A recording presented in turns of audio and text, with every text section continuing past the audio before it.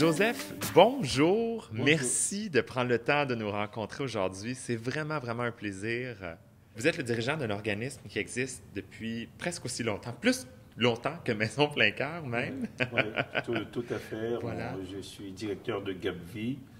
Et GAPVI, qui veut dire Groupe d'action pour la prévention de la transmission du VIH et l'éradication du sida.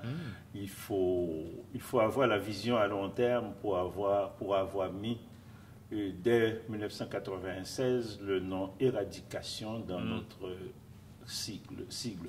Donc ça veut dire on est presque rendu là, de mon point de vue. Chose que j'imagine semblait impossible quand on a commencé, quand vous avez commencé. Quand on a commencé, quand on vous a avez fait fondé que ça. la trithérapie, la ZT n'était même pas disponible. Donc là, je pense qu'on a cheminé pas mal depuis. Ben oui, il y a plusieurs principes qui guident, qui orientent les actions, les activités de GAPVI, n'est-ce pas? Oui. Donc, compassion, la participation des personnes. La participation des personnes vivant avec le VIH, la compassion pour nous, c'est très fort. Oui. Et dans notre façon de vivre et d'agir, pour nous, la compassion, c'est quelque chose qui doit nous rendre jusqu'à l'indignation. Ah oui. Pour nous, c'est notre conception de l'indignation, c'est-à-dire de la compassion. Ce n'est pas uniquement accompagner la personne et puis se mettre à sa place, mais c'est aussi être indigné, être capable de revendiquer pour la personne et revendiquer aussi pour soi. Oui. Donc, la compassion dont on parle doit amener vers une certaine lutte. À GAPVI, c'est ça veut dire. D'où le pourquoi aussi la justice sociale est un des principes aussi.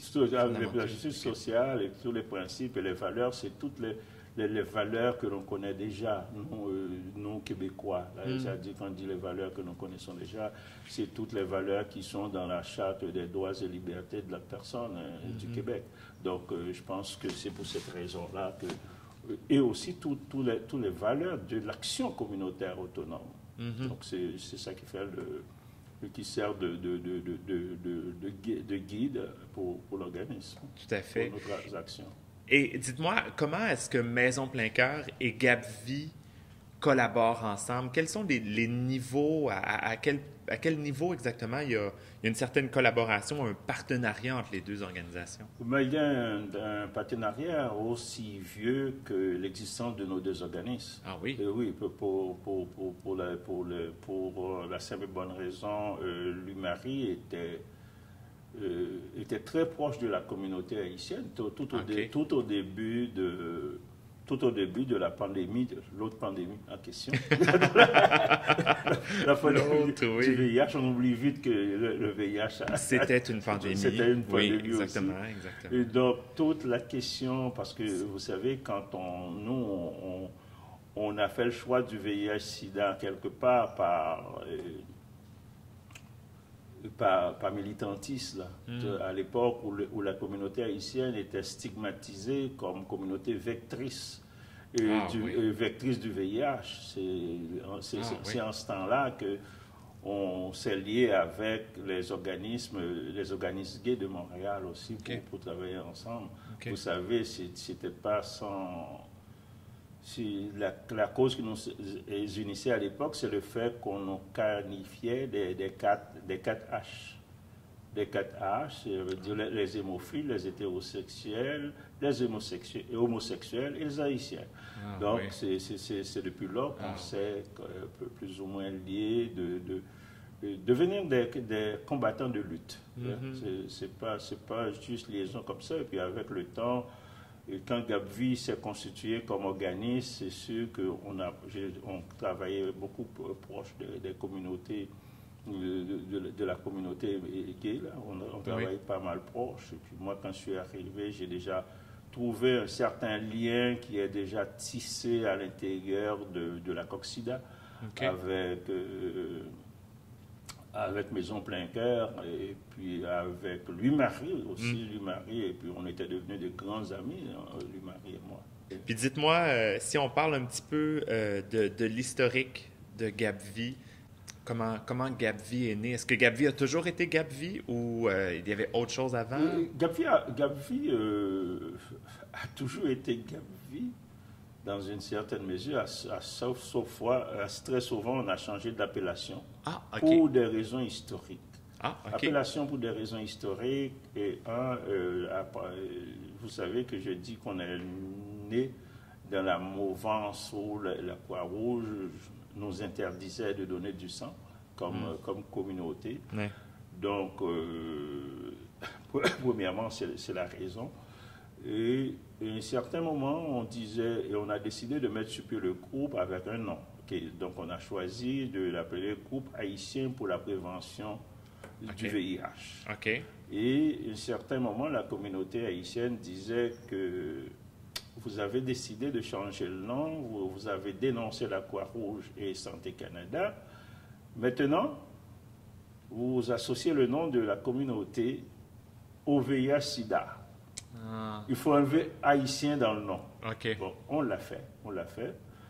Et quand je suis arrivé à GapVie, on l'a fait, on a changé le nom pour Groupe d'action pour la prévention du sida.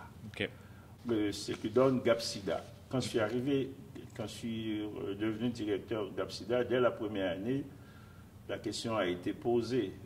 Premièrement, c'est les bénéficiaires, les personnes vivant avec le VIH, qui nous disaient, qui fait un peu de pression, qui dit, nous, on se sent très inconfortable de venir dans un endroit où, dans le libellé ou bien dans la raison sociale, le mot sida apparaît. Finalement, on a fait un autre mouvement pour trouver une autre cible. Et un très beau cycle d'ailleurs. Un autre cycle, et puis de prendre le soin d'écrire vie, V-I-E-S, pas avec un H. Donc, ça veut dire le mot sida est quelque part, quand même, dans notre appellation longue, mais dans l'appellation courte, il n'est pas là. Ça veut dire dans notre cycle comme tel. Donc, ça fait que Groupe d'action pour la prévention et l'éradication du sida. Voilà comment, comme histoire, qui fait partie de notre histoire. C'est très beau, puis c'est vraiment un nom qui est très évocateur, de mettre l'accent sur la vie. Oui, sur la vie, au pluriel. Au pluriel, sur les vies, exactement. Et puis d'avoir osé, à l'époque, parler de éradication. L'éradication du sida. Oui. C'est absolument formidable de vous entendre. Je trouve ça vraiment, vraiment génial. Je suis très contente aussi de voir le partenariat qu'il existe entre les différents organismes qui luttent et un partenariat qui dure depuis des années et qui, on l'espère, va continuer encore très longtemps. Je veux vous remercier infiniment d'avoir pris le temps de nous expliquer tout ça. Puis on vous souhaite encore, on se souhaite longue vie à Maison Plein Cœur, longue vie à GapVie. Merci infiniment. Je vous souhaite une très, très bonne journée. Merci d'avoir pris le temps de nous. OK, merci. En plein cœur. En plein cœur.